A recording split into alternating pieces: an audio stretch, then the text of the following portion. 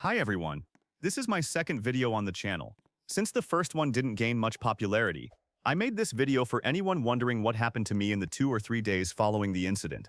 But even if you aren't interested, please at least watch my previous video so it can gain some popularity, and others can learn about this scam. First, I'd like to tell you about how I got scammed. It was late at night, and out of boredom, I decided to trade with other players to get better items. I looked for trade ads on the site but found nothing, or else no one was replying to me. Then, remembering that the site had its own Discord channel, I decided to look for someone there to trade with. After browsing through players' offers, I came across someone who listed several sets in his message, stating that he was willing to overpay for them. One of those sets was my corrupt set. Since the deal was advantageous for me, and there were various reasons why he might be doing this, I messaged him to say I wanted an overpayment for my corrupt set, and asked what he can overpay with. After I asked, he replied that he could give me an ever set right then, but requested an additional payment. Since I didn't know the total value of my inventory, or what to use for the extra payment, I told him I wasn't sure how to cover the difference. After I mentioned this, he asked me to send a photo of my inventory. Everything seemed harmless. I sent him a photo of my inventory, and he agreed to take only a portion of it.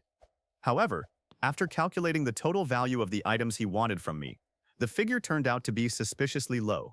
Yet, driven by the prospect of such a great deal, and the fact that it was my dream set, I agreed to the trade in the heat of the moment. Another thing that struck me as suspicious later on was that he asked me to hand over less than my entire inventory. Even though taking the whole thing would have been more profitable, it all seemed harmless enough until I realized that his entire trade offer consisted of only 2 items, whereas the game's trade menu allows for 4. And, obviously, the godlies I was offering amounted to more than 4 items. However, he was clearly prepared for this and sent me a link to a Discord channel, which is where he wanted to conduct the trade. After looking around the channel a bit, I saw that he had already requested to add me to a trade ticket. Apart from the person I was trading with, another individual appeared on the scene, a middleman. He immediately informed me that he would be handling the trade, guaranteeing the return of the items in the event of a scam. The person I wanted to trade with also briefed the middleman. From there, things proceeded as usual, adding each other as friends and joining the same server. Next, you can see the rest of the process in the video itself. But if you don't feel like watching the 20-minute video of the process, I'll give you the short version. Later on, the middleman asked for my entire inventory and demanded a cash top-up right at the end, then logged off. Both of them disappeared and I ended up blocked. Now, let me tell you what happened to me and how I feel 2 or 3 days after the incident. How do I feel? Empty. Like I've lost everything, even my account. Fortunately, my account is safe, even though that link from earlier could easily have stolen my account cookies. What happened to me? Nothing special.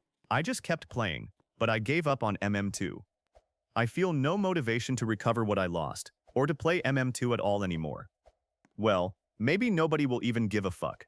I really hope that somebody from the comments will offer moral support for me, even if I'm unknown guy who posts the video of the scam process out of a sense of hopelessness and fear in the first few minutes. Anyway, goodbye, and be careful in trading and internet at all.